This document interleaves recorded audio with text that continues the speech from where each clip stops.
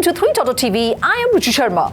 Stablecoins could begin transforming traditional finance once the market reaches $750 billion, according to Geoff Kendrick, head of digital assets research at Standard Chartered. In a recent note, Kendrick said such a tipping point could significantly impact US Treasury markets, debt issuance, and monetary policy due to rising demand for government securities. The stablecoin market currently stands at $240 billion, but may more than triple by 2026, driven by wider adoption and regulatory clarity. The proposed bipartisan Genius Act could accelerate this growth. As stablecoins are often backed by US Treasury bills, their expansion may disrupt conventional fixed income markets. JPMorgan CEO Jamie Dimon says the bank plans to expand its involvement in stablecoins, even as he questioned their advantages over traditional payment systems. Also, his remarks come as stablecoin gain momentum globally, especially for faster, cheaper cross-border transactions in emerging markets. Despite Dimon's crypto skepticism, JPMorgan has embraced blockchain through Kinex and now settles $2 billion daily using JPM coin. The bank also recently tested a deposit token, JPMD, on Coinbase's base network. Dimon noted fintechs are smartly leveraging stablecoins and blockchain to challenge traditional banking by building alternative payment systems and digital banking services. Citigroup CEO Jane Fraser said the banking giant is actively developing digital asset capabilities, including exploring the potential launch of its own stablecoin. However, she made it clear that tokenized deposits currently represent the more immediate focus. Fraser added that these innovations are helping Citi modernize internal operations, unlock new revenue streams, and acquire clients. Fraser's comments come as stablecoins are having a moment this year within the digital asset sector. More crypto firms and traditional banks are jumping into the stablecoin sector as they are increasingly used for trading and cross-border payments. Snail Games, a publicly traded video game studio, said on Tuesday that it is mulling the development of its own US dollar stablecoin. The company is evaluating the technical, legal, and financial hurdles to issuing a proprietary stablecoin, according to a press release. To support the effort, Snail retained George Cao, founder of the crypto exchange AscendX, as an external consultant. The company has also engaged a crypto-focused law firm to help navigate compliance challenges. Notably, no firm timeline has been set and the initiative remains exploratory.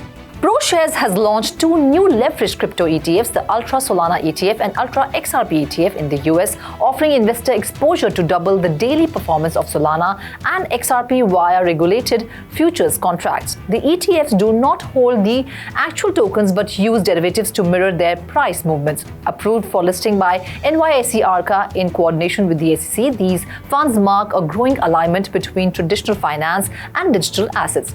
Their debut reflects increasing institutional confidence in crypto-linked products that operate within existing regulatory frameworks. Crypto exchange Kraken has launched a derivatives platform for US traders, offering access to CME-listed cryptocurrency futures and expanding the availability of institutional-grade trading tools.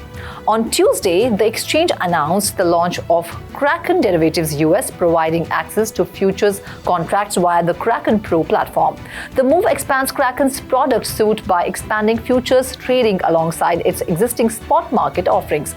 According to Kraken Pro, access to Kraken Derivatives US has been rolled out initially in Vermont, West Virginia, North Dakota, Mississippi, and Washington, D.C. Payment solution company Ripple has confirmed its intention to pursue a markets in crypto assets MiCA license to expand into the European Union. In message sent to Cointelegraph, a Ripple spokesperson said the company intends to become MiCA compliant as it recognizes significant opportunity in the European market. The statement follows Ripple's registration of Ripple Payments Europe SA in Luxembourg in late April. On Tuesday, industry media outlet Leisure Insights reported that the company had applied for an electronic money institution license in Luxembourg. Ripple refused to confirm or deny the report, saying only that the firm does not have any updates to provide currently. BlackRock, the world's largest asset manager with $11.5 trillion in asset under management, reported a massive increase in cryptocurrency fund inflows in the second quarter of 2025. According to BlackRock's quarterly earnings release on Tuesday, quarter two inflows into its crypto iShares exchange-traded funds surged 366% to $14 billion, up from $3 billion in the previous quarter. The crypto inflows accounted for 16.5% of BlackRock's total Q2 ETF inflows of $85 million, marking notable growth from just below 3% in Q1 2025.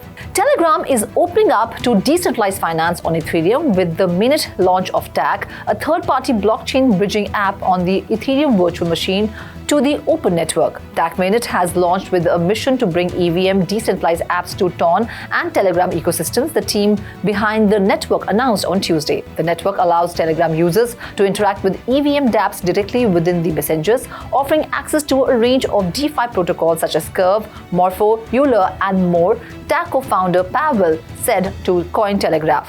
For developers, TAG provides EVM a frictionless way to deploy on Ton without rewriting code from scratch, unlocking exposure to Telegram's billion-strong user base. California has launched the California Breakthrough Project, a first-of-its-kind initiative bringing together state regulators and major crypto firms Ripple, Coinbase, and MoonPay to modernize public service using blockchain. Announced by Governor Gavin Newsom, the task force held its first meeting on June 6 at Ripple's San Francisco office. The goal is to eliminate the inefficiencies in government processes through digital finance tools. Ripple will advise on payment integration, Coinbase on asset management and wallet security, and MoonPay on improving user-facing services. With a quarter of North America's blockchain firms based in California, the state aims to lead in digital governance. Well, that's all in this bulletin for now. This is Ruchi Sharma signing off. Do like, share, and subscribe to 3 TV. And for more information stories, log on to our website www.3watching.io or scan the QR code.